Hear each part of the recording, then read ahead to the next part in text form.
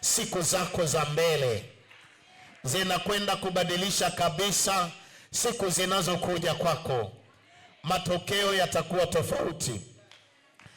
Tunafuatiliwa na watu wengi, na watu wengi wametupigia simu kutoka sehemu mbalimbali.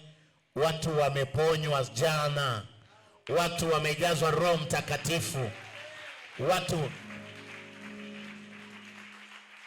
Baba mmoja akawa ananiuliza nimwombee sasa ikate. Akanimpigia simu akasema niombee. Tena yeye hakujua huyu Dr. Ngasa yuko wapi. Akampigia askofu wa kwao huko anayemfahamu. Anasema alipompigia akamwambia ngoja nikutafutie namba. Akatafuta namba akapewa. Akanipigia nisema tusaidie huyu mtu anapojaribu kuongea ananena kwa lugha. Ameenda ofisini akiongea ananena kwa lugha. Haleluya. Wakaniambia tunaomba umwombee ikate afanye kazi za serikali.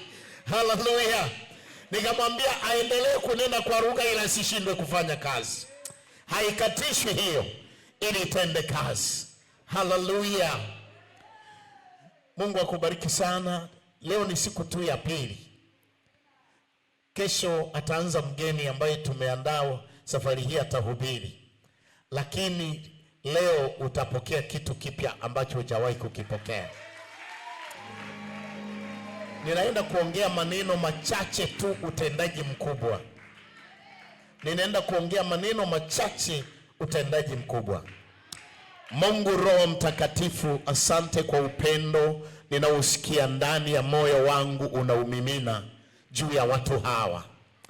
Asante kwa pendo lako ninalolisikia linashuka kutoka juu na linaelekea kwa hawa waliomo katika ukumbi huu na wote wanaonisikiliza kutoka katika mitandao, kutoka katika njia mbalimbali za mawasiliano.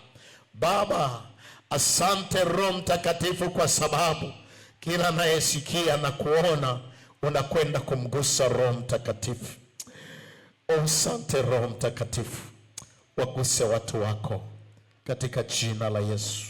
Amen. Naomba tuketi. Naomba tuketi. Naomba tu uketi. Watu wote karibuni sana. Na ninashukuru kutoka Japani walikuwa wanatufuatilia hata ibada hii, wakawa wanasema sauti haitoki, lakini sasa sauti imerekebishwa inatoka vizuri. Watu waliokuwa wanatufuatilia pia kutoka Iringa walisema hatusikii sauti wakati tunaendelea, lakini sasa wanasema sauti inasikika vizuri. Bwana Yesu asifiwe sana. Na wote mnaotufuatilia kupitia mitandao mbalimbali, mtusamehe leo wamechelewa kufika Sibuka TV, lakini kesho watakuwepo na watarusha pia Sibuka TV na Radio Sibuka.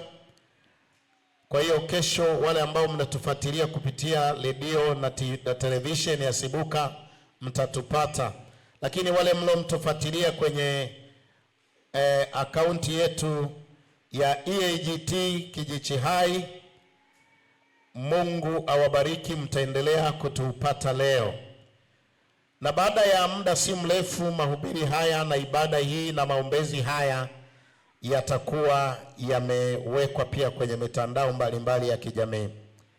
Leo nataka nizungumze tu umuhimu anaouona Mungu na maandiko kuhusu kujazwa Roho Mtakatifu. Leo nizungumze jambo fupi sana. Mungu akubariki. Mama Mauja nimemwona, nimebarikiwa. Mwanangu huyu anatoka mbali sana, katika wanangu wanaotoka mbali ni huyu, anatoka Bagamoyo. Jana alikuwepo mpaka usiku hapa na leo yupo. Umuhimu anaouona Mungu kuhusu kujazwa Roho Mtakatifu. Ziko kauli nizitaje kama 3 ambazo Mungu anaziona kwamba mtu akiokoka tu isingetosha. Anahitaji ujazo wa Roho Mtakatifu. Maandiko na manabii wanasema hivi. Nisomee Mathayo sura ya 3 na mstari wa 11. Maandiko na manabii wanatamka hivi.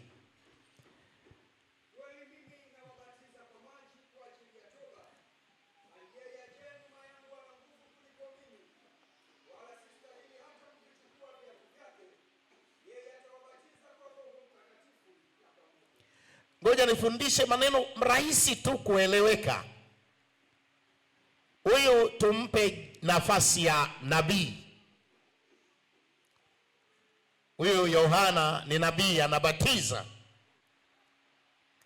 Na tumpe nafasi ya kiongozi wa kanisa kama askofu au mchungaji kama mimi. Anakiri, unaweza ukaandika hivi, maaskofu wote wanakiri kwa kinywa cha Yohana kwamba wao watawabatiza kwa maji, watawashirikisha meza ya Bwana, watawafundisha ndoa na wataongoza ibada ya mazishi yako, lakini hawawezi kukubatiza kwa Roho Mtakatifu. Haleluya. Haleluya. Kwa hiyo kauli ya viongozi wote wa dini na watumishi wote wa Mungu wanasema hivi, huduma ya ubatizo wa Roho Mtakatifu anafanya Yesu mwenyewe juu ya maisha yako. Haleluya. Haleluya. Anasema kweli, mimi nimetoka kwa Mungu, nimetumwa kubatiza, na aliyenituma ni Mungu mwenyewe.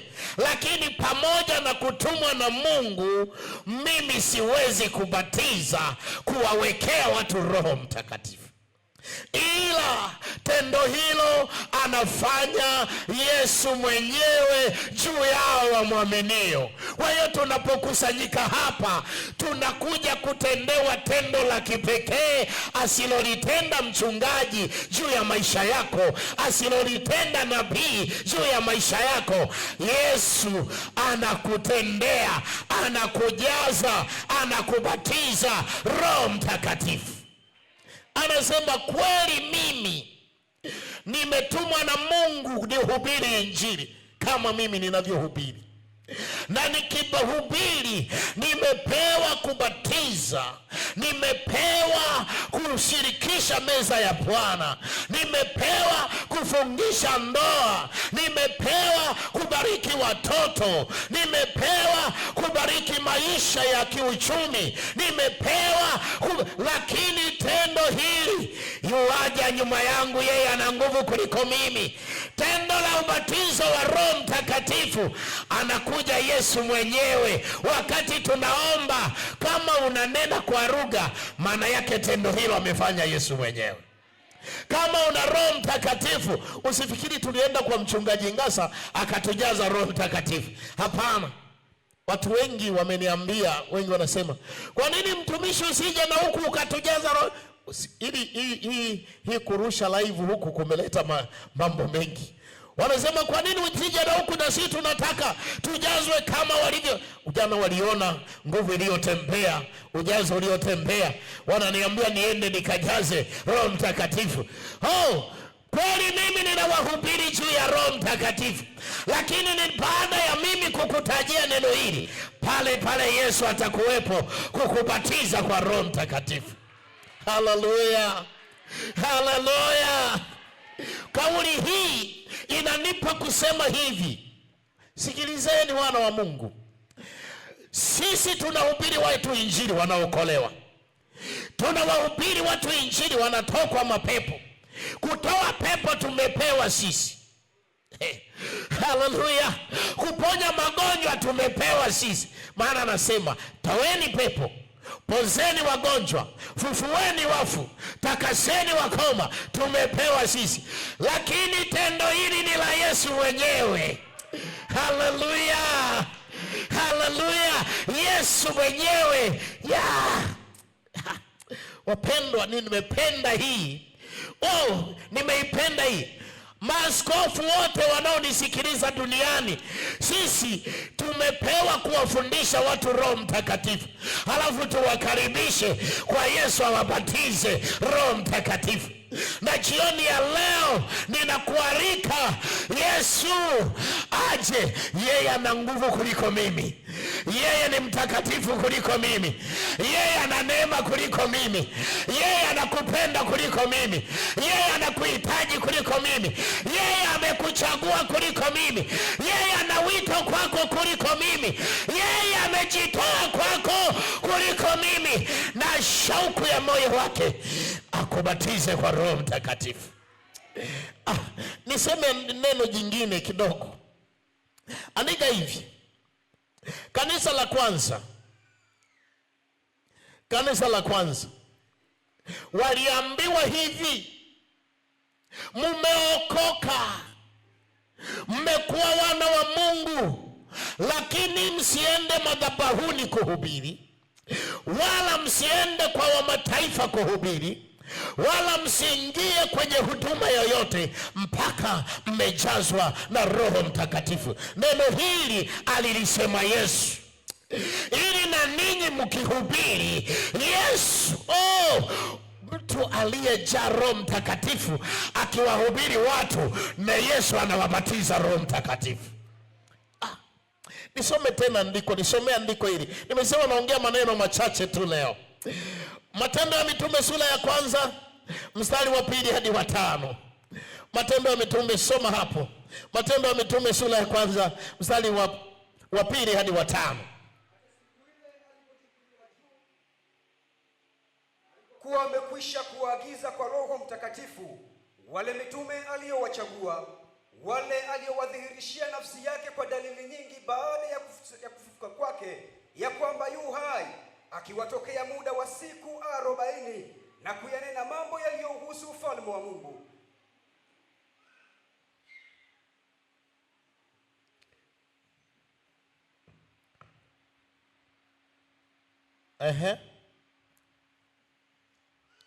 Amekwama msomaji wangu, basi nisome mwenyewe. Hata alipokuwa amekutana nao, aliwaagiza wasitoke Yerusalemu, bali waingoje ahadi ya Baba, ambayo mlisikia habari zake kwangu, ya kwamba Yohana alibatiza kwa maji, bali ninyi mtabatizwa katika Roho Mtakatifu baada ya siku hizi chache. Yesu anawaambia wanafunzi wake kwamba sasa mmeokoka, msiende popote, msianzishe chochote mpaka kabla ya kuanza kuimba ujazo Roho Mtakatifu, kabla ya kuanza kushuhudia jazo Roho Mtakatifu, kabla ya kuombea wagonjwa jazo Roho Mtakatifu. Anasema ambao amewadhihirishia nafsi yake kwamba ni mimi nimefufuka.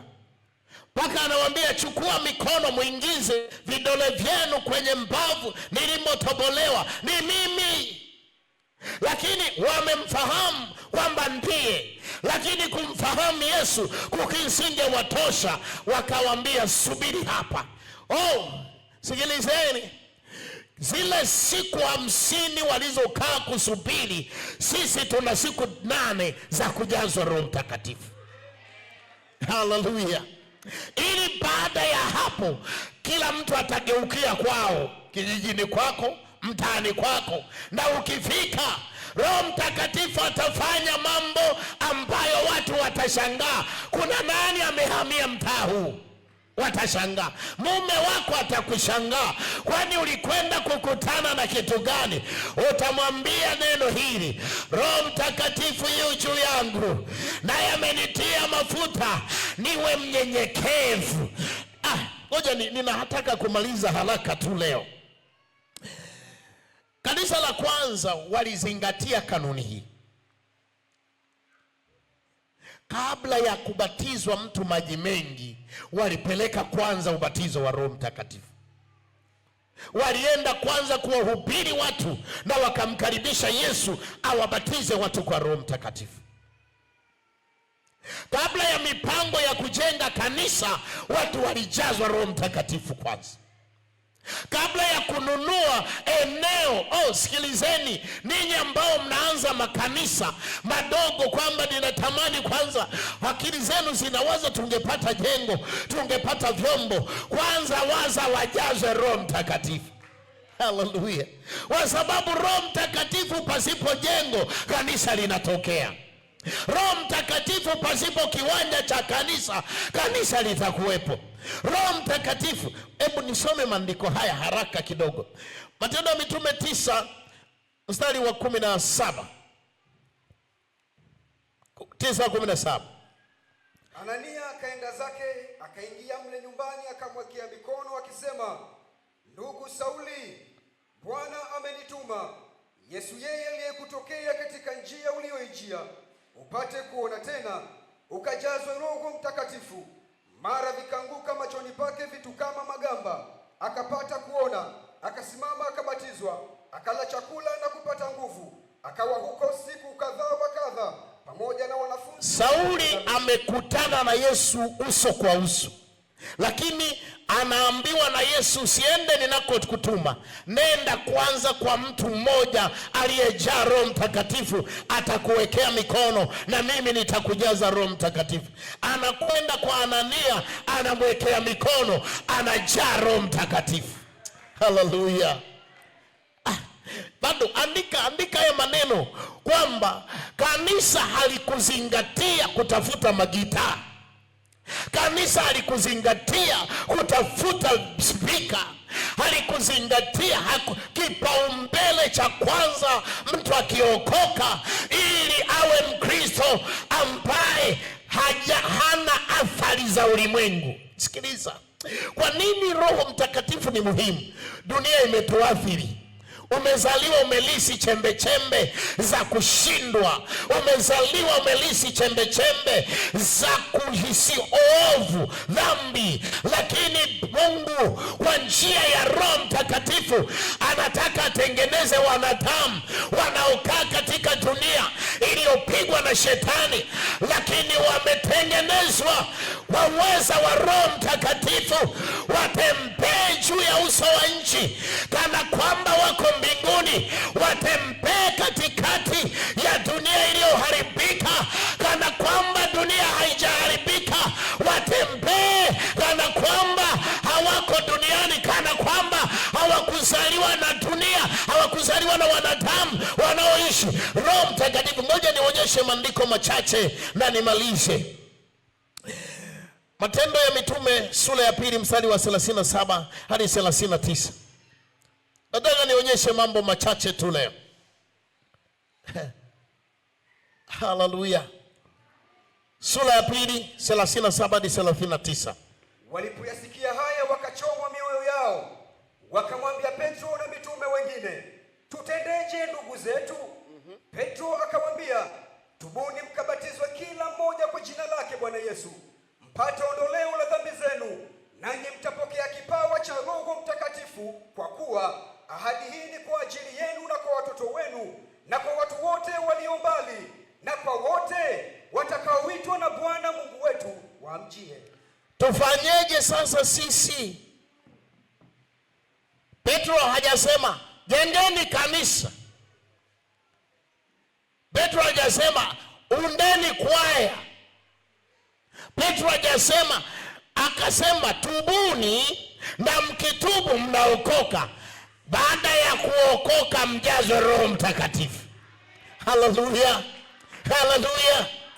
Sio kwamba ukiokoka ukimbilia kujiunga kwaya, tafuta kujaa Roho Mtakatifu. Haleluya. Haleluya.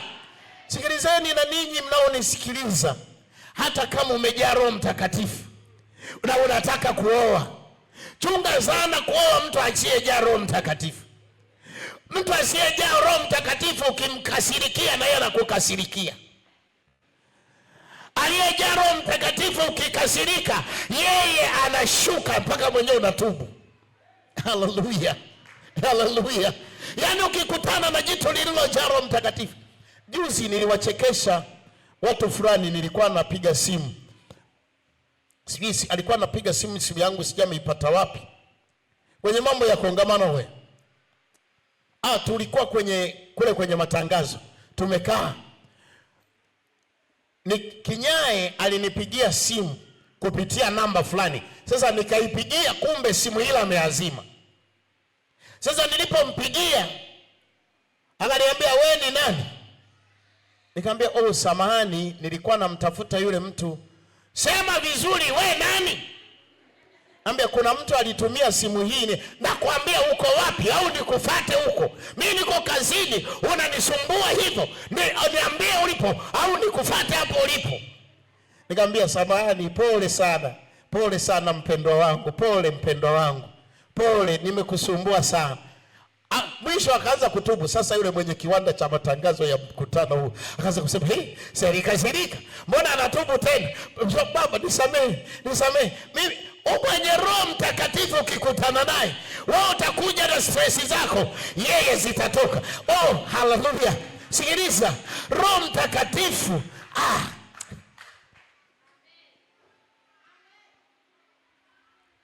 usikimbilie nataka nikijua Biblia nianze. Tafuta Roho Mtakatifu.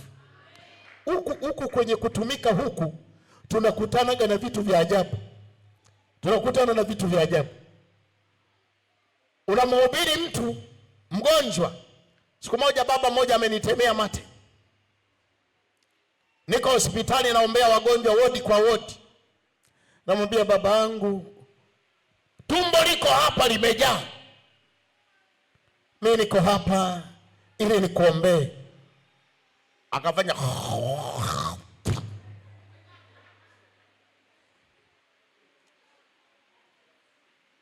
mimi nikamwekea mkono, nikamwambia, pole baba yangu, pole. Sikiliza, bila Roho Mtakatifu namkaanga kofi lakini Roho Mtakatifu nikamhurumia, nikamwona huyu ndiye anayemhitaji Yesu leo. Haleluya. Sikiliza, baada tu ya kuokoka, Yesu anatamani akujaze Roho Mtakatifu. Nisome maandiko mawili ya mwisho, alafu nimkaribishe Yesu akujaze Roho Mtakatifu. Matendo ya Mitume 19 mstari wa 1 hadi wa 7. Kanisa la kwanza walikuwa wakisikia kuna mahala watu wamempokea Yesu. Wamempokea Yesu kuwa Bwana na Mwokozi wao. Jambo la kwanza la kujadili viongozi, maaskofu, wamepokea Roho Mtakatifu. Na hicho kilikuwa kipimo cha sifa ya Mkristo kwenye cheti cha Mkristo, cheti cha safari, cheti cha utambulisho wa Mkristo. Kilikuwa kipimo cha kanisa la kwanza, ambacho kwa nini kilikuwa cha muhimu sana? Kwa sababu unajua sisi tunatengeneza vyeti vya kitambulisho, tunaandika anatoa zaka kamili. Unajua hata shetani anatoaga zaka. Shetani anatoa fungu la 10. Hicho hakimwogopeshi. Lakini kanisa la kwanza walimwangalia Mkristo amejaa Roho Mtakatifu. Shetani anamwogopa Mkristo anayejaa Roho Mtakatifu. Shetani anamwogopa. Hebu angalia Matendo ya Mitume 19 mstari wa 1 hadi wa 7. Halafu tutamalizia Matendo ya Mitume 8:14 hadi 17. Ikawa Apolo alipokuwa Korinto, Paulo akiisha kupita kati ya nchi za juu akafika Efeso, akakutana na wanafunzi kadha wa kadha huko. Akawauliza, je, mlipokea Roho Mtakatifu mlipoamini? Wakasema, la, hata kusikia kwamba kuna Roho Mtakatifu hatukusikia. Akawauliza, basi mlibatizwa kwa ubatizo gani? Wakasema, kwa ubatizo wa Yohana. Paulo akasema, Yohana alibatiza kwa ubatizo wa toba, akiwaambia watu wamwamini yeye atakayekuja nyuma yake, yaani Yesu. Waliposikia haya wakabatizwa kwa jina lake Bwana Yesu. Na Paulo alipokwisha kuweka mikono yake juu yao, Roho Mtakatifu akaja juu yao, wakaanza kusema kwa lugha na kutabiri, na jumla yao walipata wanaume 12. Haleluya. Haleluya. Mimi mmeokoka kweli? Mmejaa Roho Mtakatifu? Muulize mwenzako, wewe ni Mkristo? Hebu muulize, mshike mkono. Akisema ndio, mwambie umejaa Roho Mtakatifu. hiki kilikuwa kiulizo cha muhimu. Tumalizie andiko hili alafu nitakupa sababu. 8:14 hadi 17. Na mitume waliokuwa kwa Yerusalemu waliposikia ya kwamba Samaria imelikubali neno la Mungu, wakawapelekea Petro na Yohana, ambao waliposhuka wakawaombea wampokee Roho Mtakatifu, kwa maana hajawashukia bado hata mmoja wao, ila wamebatizwa tu kwa jina lake Bwana Yesu. Ndipo wakaweka mikono yao juu yao, nao wakampokea Roho Mtakatifu. Wanasifiwe sana. Wanasifiwe. Mnanielewa vizuri? Tukisikia mtu ameokoka, ajenda ajae Roho Mtakatifu. Ajenda ya kwanza ya kanisa la watu waliookoka, asiwepo Mkristo asiye na nguvu za Roho Mtakatifu. Ajenda ya Yesu Kristo, asiwepo aliyemwamini Yesu asiye na nguvu za Roho Mtakatifu. Kwa nini Yesu anaona hivyo? Kwa nini Yesu hapendi awepo Mkristo asiye na nguvu za Roho Mtakatifu? Sababu moja wapo inaonekana katika kitabu cha Wakorinto wa kwanza sura ya 12 na mstari wa kwanza. Hebu naomba isome hiyo. Sababu ya kwanza kwamba lazima watu wote wajae Roho Mtakatifu, asiwepo Mkristo asiye na Roho Mtakatifu, maana ahadi hii ni kwa ajili ya watu wote watakaomwamini Yesu, kwa ajili ya kila mtu atakayemwijia Yesu. Sababu ni nini? Kuna sababu moja hapo, soma hilo andiko. Korinto wa kwanza 12 mstari wa kwanza. Basi ndugu zangu, kwa habari ya karama za Roho sitaki mkose kufahamu. Mwajua ya kuwa mlipokuwa watu wa mataifa, mlichukuliwa kufuata sanamu zisizonena kama mlivyoenenda.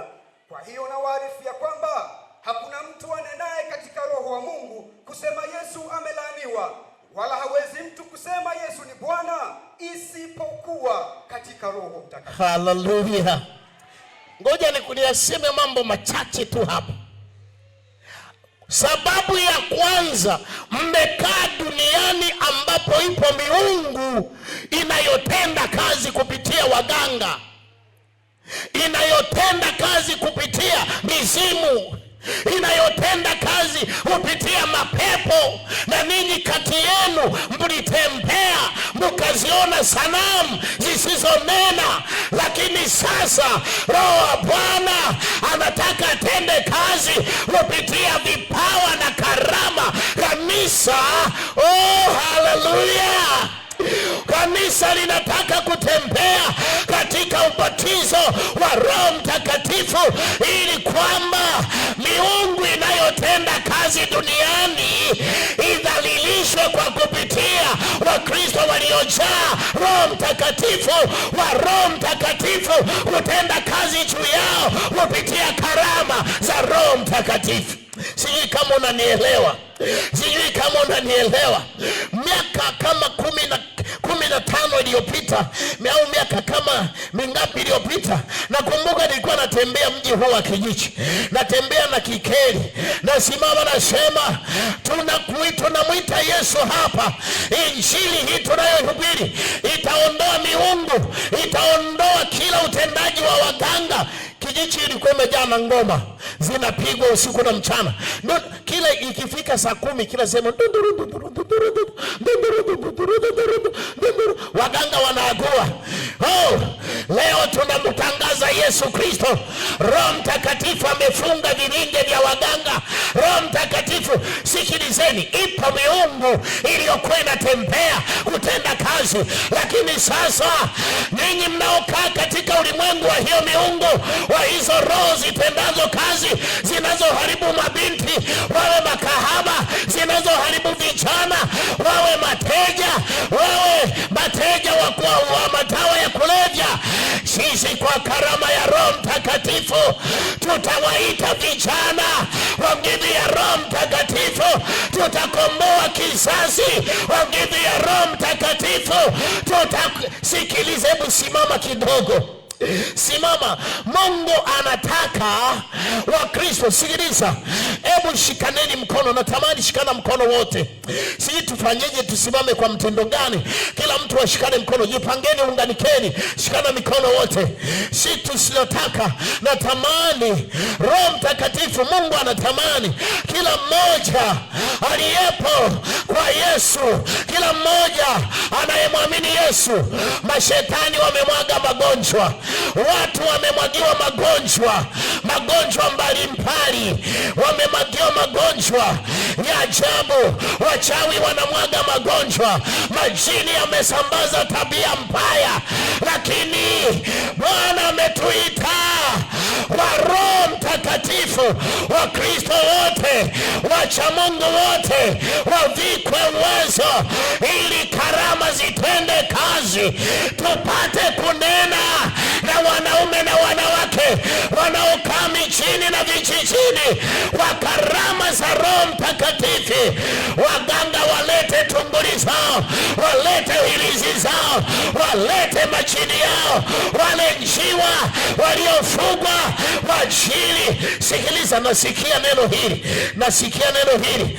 Yuko mtu ana miaka 40 lakini hajawahi kuoa na hasikii kuoa na mnashindwa kuoa kwa sababu ya jini. Huyo mtu hayuko hapa, na hii si yuko kwa wale wanaonisikiliza kwenye mitandao.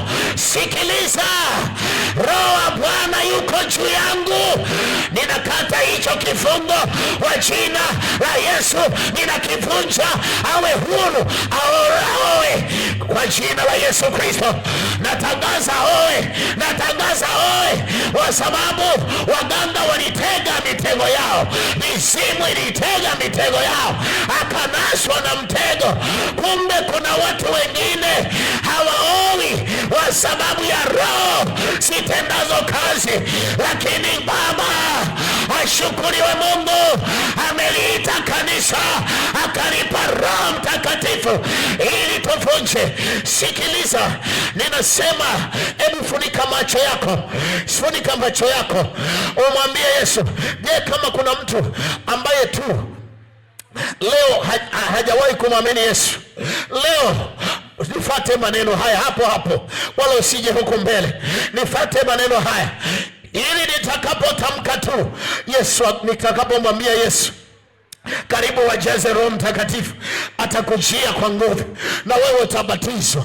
Hebu sema maneno haya, sema: Bwana Yesu, niko mbele zako, naomba uniokoe, na mimi niwe mmoja wa watu wale watakaobatizwa kwa Roho Mtakatifu, na mimi niwe mmoja wa wale watu wanaostahili ubatizo wa Roho Mtakatifu, ili miungu iliyonizuia, na sisema kwa sauti, ili miungu iliyonizuia ivunjike mbele yangu kwa karama za Roho Mtakatifu. Nyinyi mnaonifuatilia kwa njia ya mtandao, rudia maneno haya, sema: Bwana Yesu, ninakuja kwako. Naomba wote tuseme, sema: Bwana Yesu, ninakuja kwako, unifanye mwana wako, unitakase kwa damu yako, unioshe kwa damu yako. Leo niwe na sifa ya kupokea Roho Mtakatifu, niwe na sifa ya kupokea Roho Mtakatifu. Unisamehe makosa yangu yote, kuanzia sasa niwe mwanao. Hebu paza sauti maneno haya sasa, sema: asante Yesu. Sema: asante Yesu, mimi ni mwanao, umeniosha, umenitakasa, na sasa yes, nakukaribisha unijaze nguvu za Roho Mtakatifu, ili kila sanamu, ili kila madhabahu inayosimama kinyume na mimi nipate kuipasua. Wangivia karama za Roho Mtakatifu, wangivia karama za Roho Mtakatifu, kangivia karama za Roho Mtakatifu. Karibu Roho Mtakatifu, karibu Roho Mtakatifu, karibu Roho Mtakatifu, karibu Roho Mtakatifu. Yes, watu wanaanza kuguswa na Roho Mtakatifu. Anza kumshukuru Mungu. Pokea, pokea, pokea katika jina la Yesu. Bwana Yesu, wabatize watu hawa sasa. Yesu, karibu waguse watu hawa, wagivia Roho Mtakatifu. Yesu, waguse watu hawa, wagivia Roho Mtakatifu. Pokea, pokea, pokea, pokea, pokea, pokea, pokea. Yes. Oh, asante Roho Mtakatifu, asante Roho Mtakatifu. Gusa, gusa maisha ya mama huyo, gusa maisha ya binti huyo, gusa maisha ya kijana huyo, gusa maisha ya watoto, gusa, gusa. Roho Mtakatifu. Yesu anabatiza watu. Itapashari mokori alapa, iposhori alababa.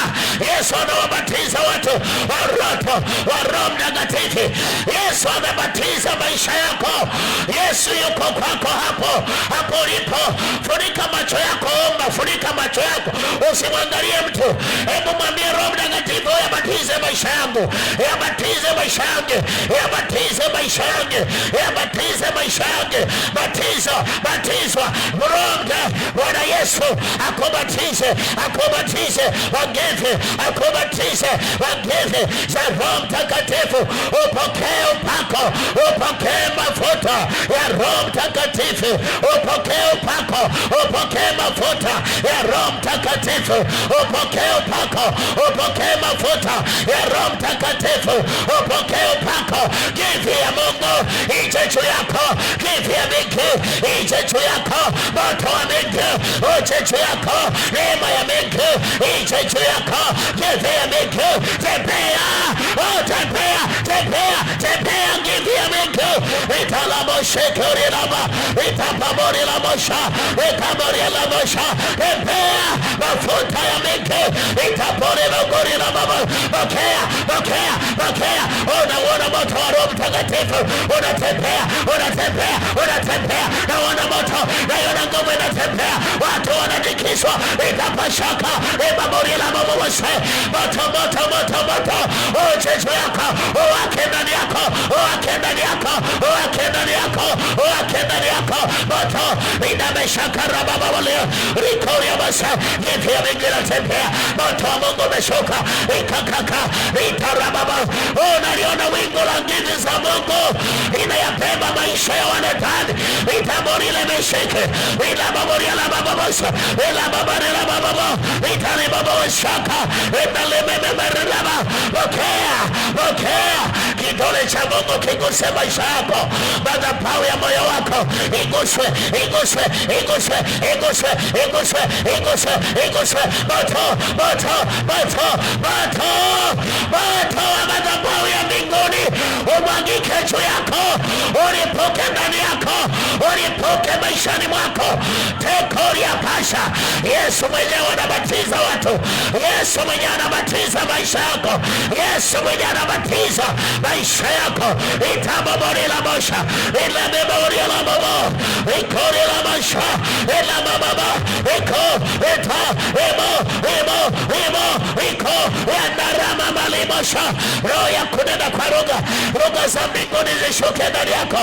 Roho takatifu zianze ndani yako, ziende ndani yako.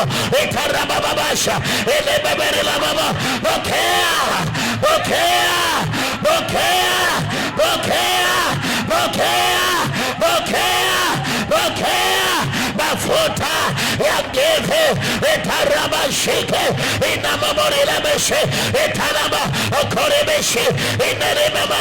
Pokea, pokea, pokea, pokea, pokea, pokea, pokea, pokea, pokea, pokea, pokea, pokea, pokea, pokea. Mafuta mako kora mashaka enarveve etara. Pokea, pokea, pokea, pokea. Oh, eri araba itaya, ita, ita, medere gore la baseke. katika jina la Yesu Kristo aliye hai. Naachilia nguvu ya mengi, naachilia moto wa mengi. Yes, ninaona kuna mtu anabadilishiwa maisha, anabadilishiwa maisha na nguvu ya Roho Mtakatifu. Naona mtu anabadilishiwa maisha na nguvu ya Roho Mtakatifu. Yes, karabori la meko, etalababori la bako, ekori andarabebe. Naona mtu anabadilishiwa mwelekeo. Ukababori la basi, indale mamori la babosha, etapasari la bao. Ye kariba memere la babasha, yendala baba, ekala baba. Watu wanaondolewa mizigo. Roho Bwana anawapaka mafuta ya kushindana na madhabahu, ya kuharibu madhabahu za miungu ya yote iliyotenda kazi wenye ukoo wao, wenye familia zao. Moto wa Mungu unatembea kuharibu vita. Unaweza ukamwachilia tu kila mtu aombe kwa uhuru wake. Mwikelebo shaka endelhememelhelolobo etarababa ekoria labasha. Roho Mtakatifu katika jina, weka mikono juu ya huyu wahudumu. Shinda mko wapi? Katika jina la Yesu Kristo. Odilamba morera se. Roho Mtakatifu kausha kila tabu juu ya mtoto huyu. Roho Mtakatifu anatenda miujiza ndani ya mwili huu, anatenda muujiza na kausha kila udhaifu ndani ya mwili huu wa Roho Mtakatifu wa kitole cha menge. Roho Mtakatifu anakausha kila teso. Roho anachoma kwa moto. Itaposeri negra remele yote aliyoyarishi kwa baba zake na mama yake yanaharibiwa, anakombolewa na moto wa Roho Mtakatifu. Kombolewa katika jina la Yesu Kristo. Natangaza neema ya mengi katika jina la Yesu Kristo. Weduria la marina.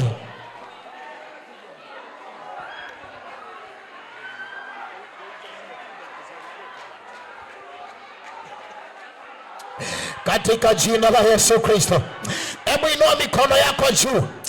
Kuna watu namwona Roho Mtakatifu leo anataka kukuhamisha pale ulipo, akupeleke mahala ambapo hujawahi kwenda. Sikiliza, kila mtu asifumbue macho, ingia rohoni. Bwana ameniita kwa ajili ya jambo hili. Bwana amenituma kwako. Roho Mtakatifu anakuja kutenda kitu kisicho cha kawaida. Roho Mtakatifu sasa hivi namwona Roho Mtakatifu anatembea kwa miali kama radi, anapita juu ya maisha yako. Redelimerish rebolemo itaria baba. Kila mtu anaangusha ngome kwa Roho Bwana. Roho Bwana aneladeshi endale mama. Nina nguvu inakuja juu yako, uweza unakuja juu yako. Itala baba itaria baba si enda rama maraba ika. Yes, naona gevena tembea. Itaria baba shike enda rama rebore koriasa. Itabele boria la baba gevena Mungu anatembea. Uweza Mungu anatembea. Moto wa Mungu anatembea. Moto wa Mungu anatembea. Unapiga, unaharibu kila miungu iliyotembea na familia yako, iliyotembea na ndugu zako. Wao raba shaka, watoto wako wanakombolewa, familia yako inakombolewa, mume wako anakombolewa. Wa moto. Mnambeba na miguu, huwa mnambeba kabisa, msio mnashika hivi. Katika jina la Yesu Kristo. Remelebe shaka. Naita moto wa Mungu juu yako. Moto wa Mungu juu yako. Katika jina la Yesu. Ninakuita moto.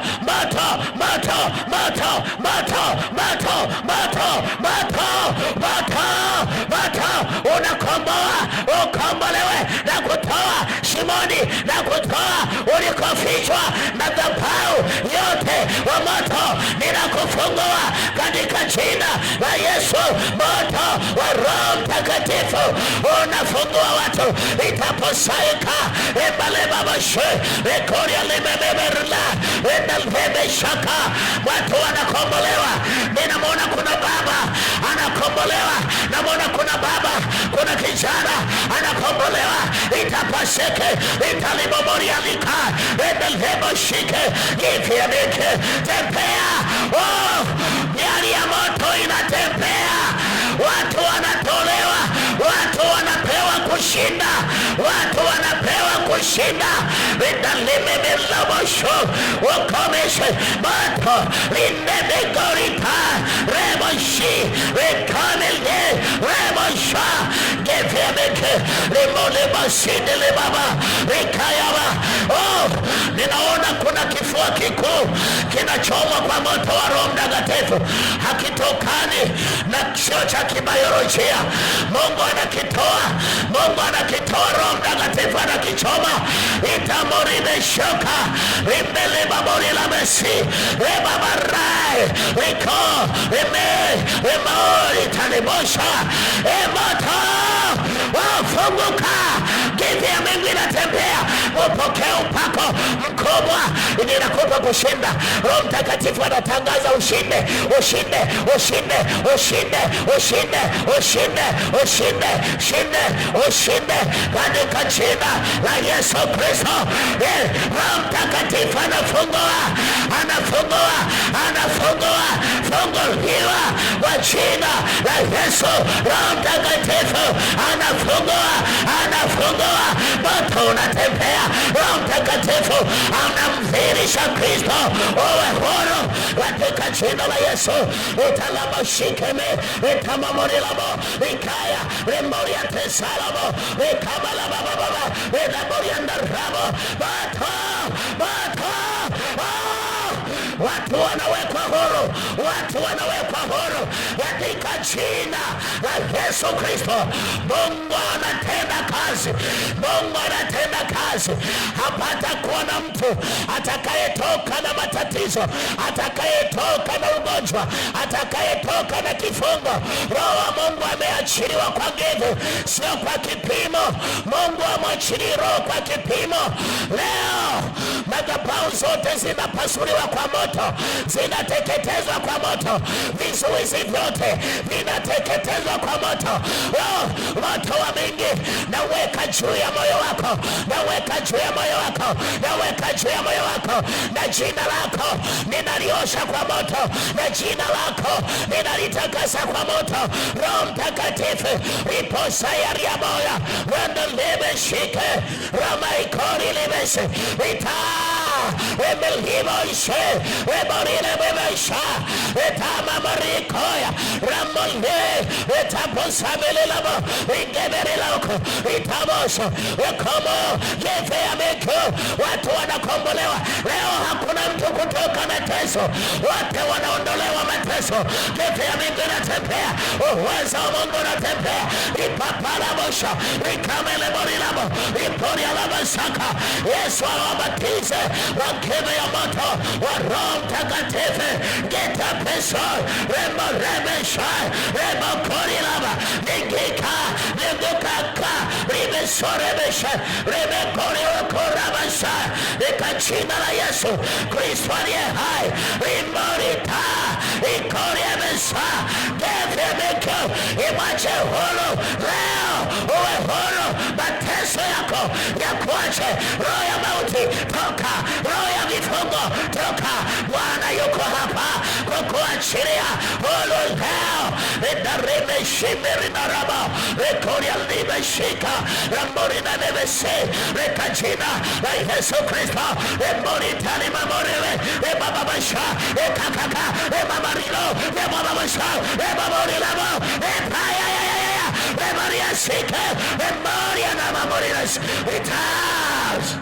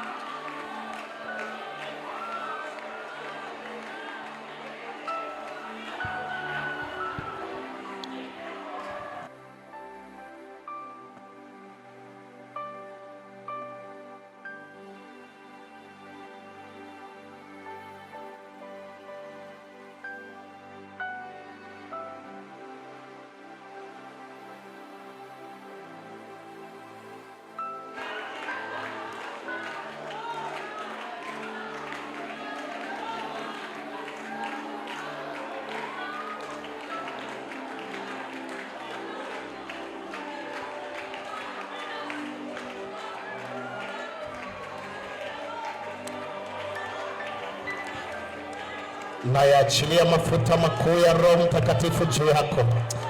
Naachilia nguvu ya moto wa Roho Mtakatifu juu yako, ukatende kazi kote unakopita, unakofanya kazi kote katika maisha yako.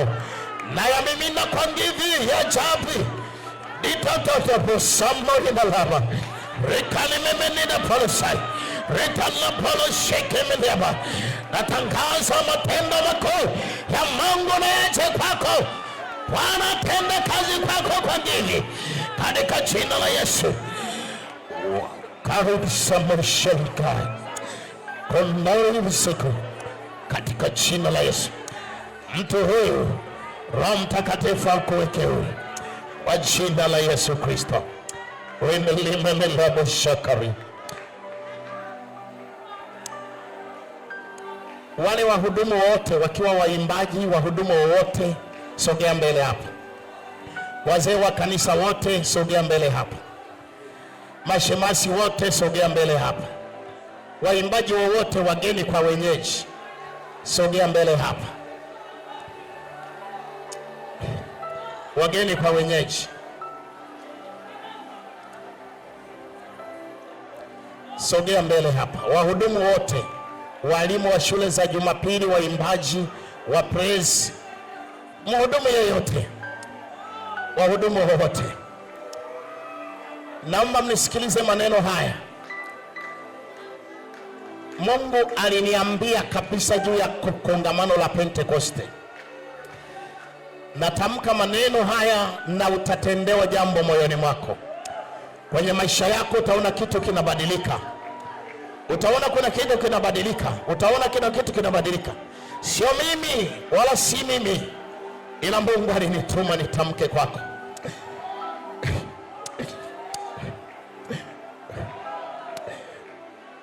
Roho Mtakatifu, ninatamka kwa niaba yako, kwa kuwa wewe ndio umesema. Natamka tamko hili kwenye masikio haya yanayosikia, kwenye moyo huu unaosikia, kwenye nafsi hii. Natamka matendo makuu, upako mkuu, neema kuu, rilibisha ikara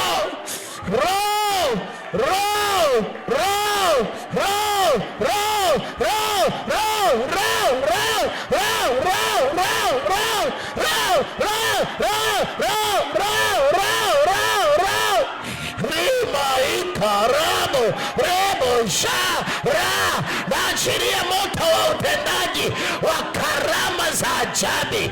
Tikaposapana tikaponiketepe rinamapone soketa rikamepopapasha itamarepekoka rakapaponeta ritapaporenebeko rakopaketekapa ritaparenebenemoria relamamorinapata ramababarelababasha rekabamarena mamo ribabosabilamoria renavamemerepoi. Pokea utendaji mkubwa wa karama za Roho Mtakatifu unapohudumu. Bwana kakutambulishe kwa kitambulisho na muhuri wa Roho Mtakatifu. Victoria amelibeshwa without grudge. Roho Mtakatifu akutaharakishe zaidi ya Samsoni, akutaharakishe. Wangivi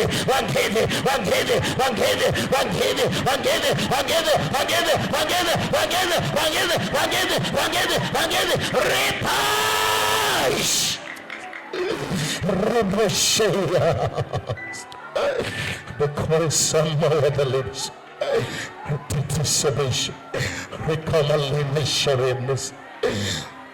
Sante Mungu Roho Mtakatifu, sante Mungu Roho Mtakatifu, sante Mungu Roho Mtakatifu. Incorporations retapos.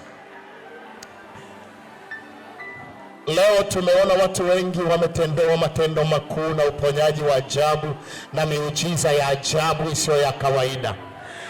Kesho alika watu wengi. Kesho naomba kila mtu atafute watu wawili wakuja nao. Tafuta mtu yeyote asiyeokoka, aliyeokoka. Hili ni kongamano la watu wote. Roho Mtakatifu atawatendea watu wote, waliookoka, Wakristo, wasio Wakristo. Wewe waalike tu, Roho Mtakatifu anakuja kuwatendea. Nguvu zake zitatembea. Miujiza isiyo ya kawaida imetembea. Watu wamepokea miujiza ya ajabu na matendo yasiyo ya kawaida. Na ninaomba niseme neno dogo. Naomba niseme neno dogo, ulizingatie sana. Siku 8 zote ukijaa sana Roho Mtakatifu. Paulo alikuwa wa ajabu kwa sababu anakiri mwenyewe kwamba yeye alikuwa ananena kwa lugha kuliko watu wote. Alikuwa na muda wa kutosha. Nisikilizeni niwape hii siri. Hii siri kusaidie. Waliokuwepo hapa ofisini, mimi toka asubuhi na nena kwa lugha tu mpaka sasa. Na wewe unaona utendaji wa Mungu unavyotembea. Tumeona mpaka mwanga unatembea, sio wataa wa Mungu umetembea na watu wameuona. Wananiambia, baba, ona ule mwanga, ona ule mwanga. Roho Mtakatifu ametembea kwa dhahiri hapa. Sikiliza, naomba jaa Roho Mtakatifu siku 8 zote hizi. Kila mara jaa Roho Mtakatifu sana kwenye kongamano hili. Paulo kahukumiwa, mimi ni mwalimu wa vyuo vya Biblia, kahukumiwa kunyongwa zaidi ya mara 57. Lakini kila mara walipofika, Roho Mtakatifu aliahirisha kinyongo chake, na wale walioteuliwa kumnyonga walishindwa, wakaamua kuokoka. Wao wakanyongwa, lakini yeye akaachwa. Walipookoka walinyongwa kwa sababu ya Yesu Kristo. Lakini siri ya Paulo, alikuwa anajaa Roho Mtakatifu. Alikuwa anajaa Roho Mtakatifu. Na mtu mwingine anaitwa Yohana, yule mwanafunzi yule mdogo, alikuwa anajaa Roho Mtakatifu kuliko wanafunzi wote. Hata wakajaribu kumchinja asichinjike, wakajaribu kumchoma moto asichomeke, wakajaribu kumtumbukiza baharini asizame, wakakata mkono wake ukaota, kwa sababu ya kujaa ndefe ya Mungu. Jaa Roho Mtakatifu wiki litamashambe pola paya ritalaba, hautateketea katika yateketezayo. Rinama ya rabo, vifo vyote havitakuwa. Jaa Roho Mtakatifu, hakuna kifo kitakachokuwa. Bwana Yohana alijaa Roho wa Bwana, akajaa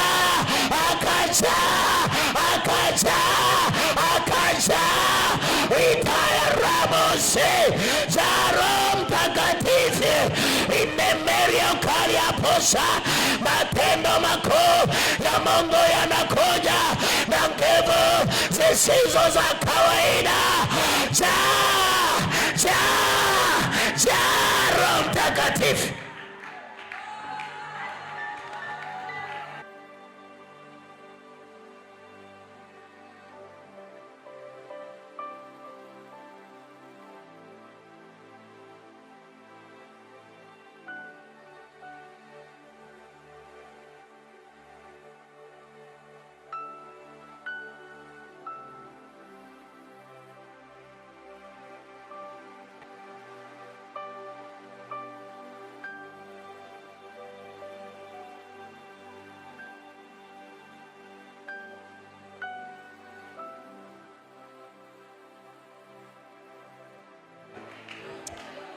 Mungu Roho Mtakatifu, Mungu Roho Mtakatifu, Mungu Roho Mtakatifu, Mungu Roho Mtakatifu, tumekuja Gibea yako Mungu, tumekuja Gibea yako Mungu. Gibea yako Mungu kuna majibu, Gibea yako Mungu kuna usalama, Gibea yako Mungu tumekuja kukutana na wewe. Asante Mungu Roho Mtakatifu, asante Mungu Roho Mtakatifu kwa kuwahudumia watu wako. Asante kwa upendo Mungu Roho Mtakatifu. Tumeona matendo yako makuu, maana ni wiki ya kukutana na wewe, ni wiki ya kuona matendo makuu. Ninakubariki Bwana, maana tuko Gibea yako, nasi tunajiona tuko salama. Asante Mungu Roho Mtakatifu. Baba, ninakubariki, ninakuinua. Asante kwa ajili ya watu wako ambao wamekusanyika mahali hapa. Asante hata kwa ajili ambao wanatusikiliza kwa vyombo vya habari. Bwana, ukakutane na watu wako.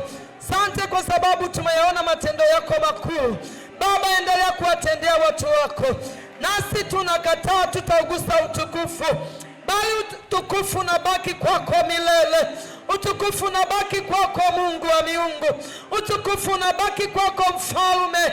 Utukufu unabaki kwako Baba. Tunakurudishia heshima, tunakurudishia utukufu, kwa sababu unastahili milele, katika jina la Yesu. Mpe utukufu Bwana.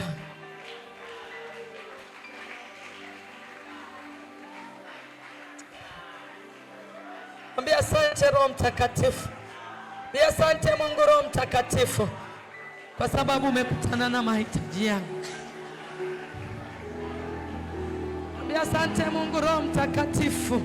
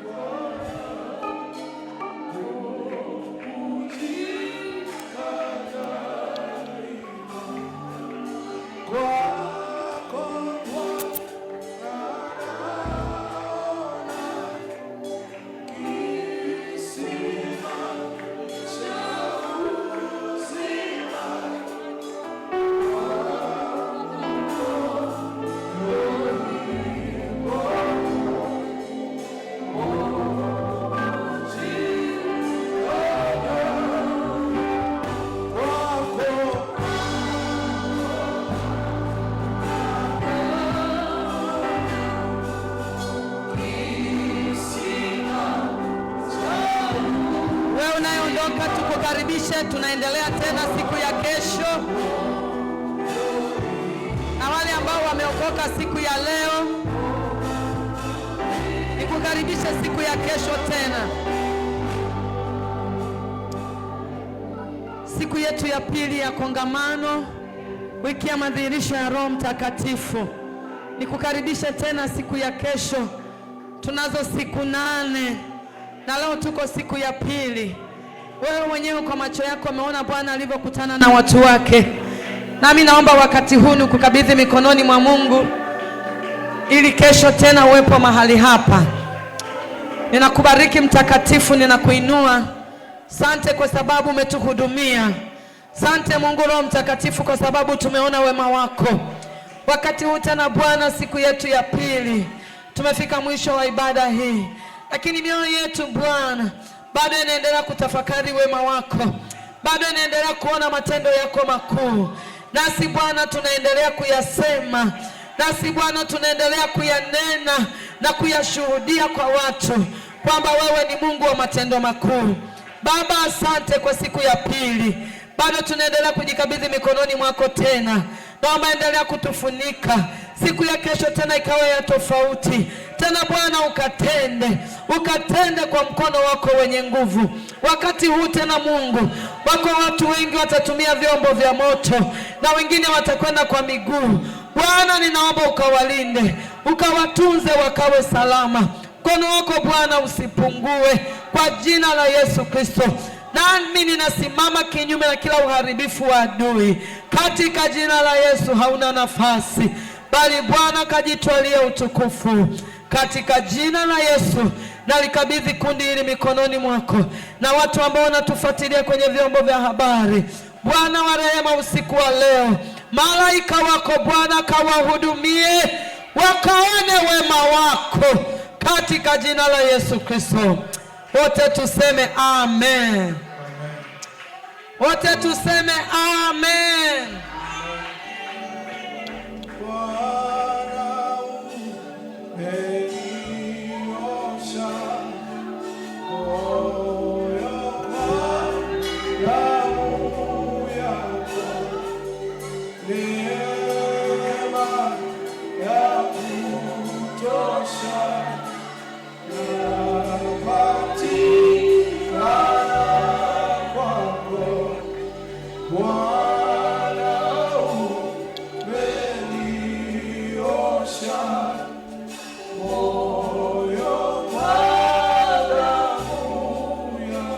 Naomba wanawake wa kanisa hili msiondoke. Wanawake naomba msiondoke dakika chache.